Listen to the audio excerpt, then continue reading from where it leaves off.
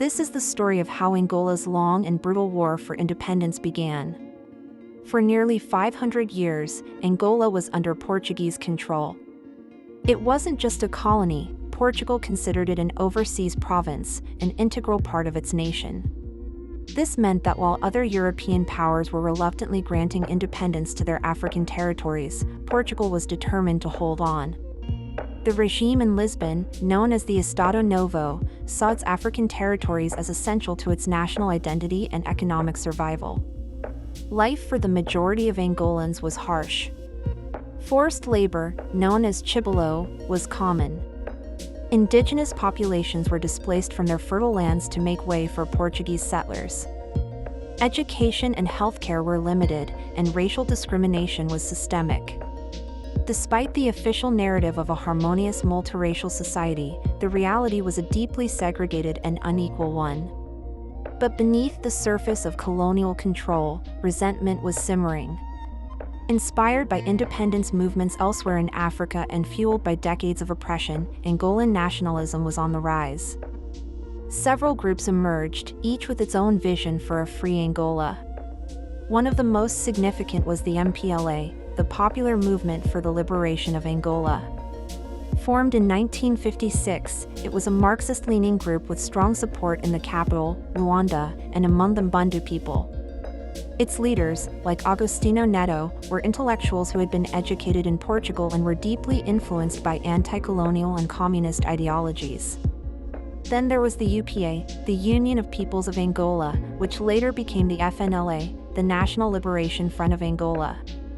Led by Holden Roberto, this group had its base in the northern Bakongo regions and was supported by neighboring Congo.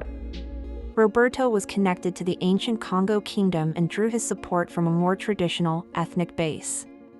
Unlike the MPLA, the FNLA was staunchly anti-communist and received backing from the United States. These groups, and others, had been operating mostly underground, organizing, writing manifestos, and trying to gain international support. But the early months of 1961 would see this simmering tension explode into open warfare. The first major event occurred on February 4, 1961, in Luanda. A group of MPLA militants, armed with machetes and clubs, attacked a police station and the main city prison. Their goal was to free political prisoners who had been arrested in a recent crackdown. The attack was bold but ultimately unsuccessful. The colonial authorities responded with overwhelming force. Dozens of attackers were killed, and in the days that followed, Portuguese security forces and white vigilante groups launched a brutal reprisal. They swept through the city's African neighborhoods, or masiques, arresting and killing thousands of suspected nationalist sympathizers. This event, often called the Luanda Uprising, is considered by many as the official start of the war. The violence in Luanda sent shockwaves through the country and the world. But it was just the beginning. A month later, on March 15th, an even larger and more violent uprising erupted in the north. This was orchestrated by the UPA. Thousands of Bakongo peasants and plantation workers, mobilized by UPA militants, rose up against the colonial administration. They attacked Portuguese settlers, administrators, and anyone associated with the colonial regime on farms and in small towns across the region. The violence was brutal and indiscriminate. Hundreds of white settlers, including women and children, were killed in a wave of coordinated attacks. The scale and ferocity of the March 15th uprising stunned the Portuguese. They had underestimated the level of organization and anger among the rural population. Lisbon's response was swift and merciless. It was called retribuição, or retribution. The Portuguese government sent tens of thousands of troops to Angola. The Portuguese Air Force launched bombing campaigns against villages suspected of harboring rebels, using napalm for the first time in the African colonial wars. On the ground, army patrols and settler militias carried out massacres, executing suspected rebels and their families.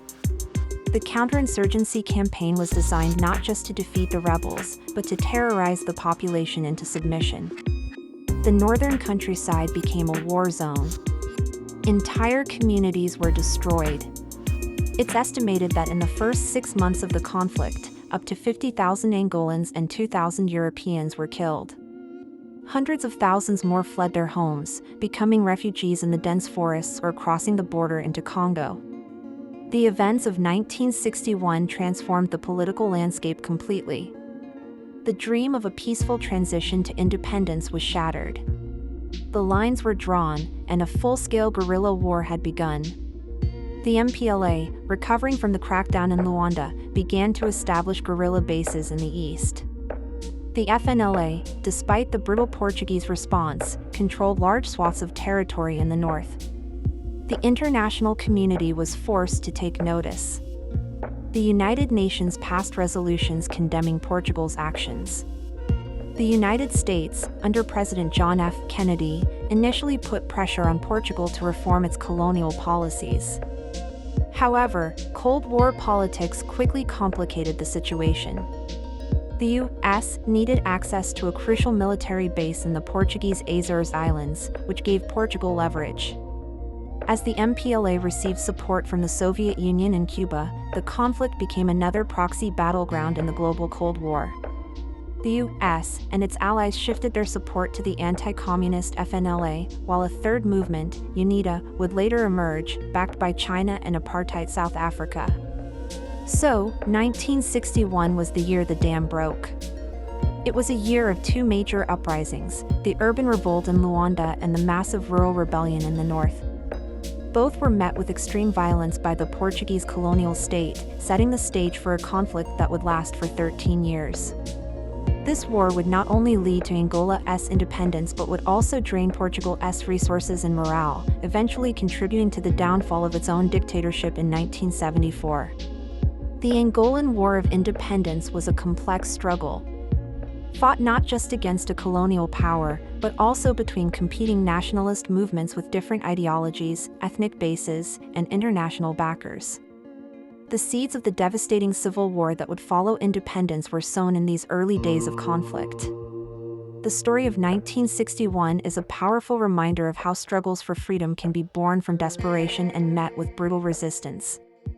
It marked the beginning of the end for one of Europe's oldest empires and the start of a long, painful journey for the Angolan people toward creating their own nation. This was more than just a battle, it was the birth of a country, forged in fire. Thank you for watching. If you found this history interesting, please like this video and subscribe to our channel for more stories from our shared past.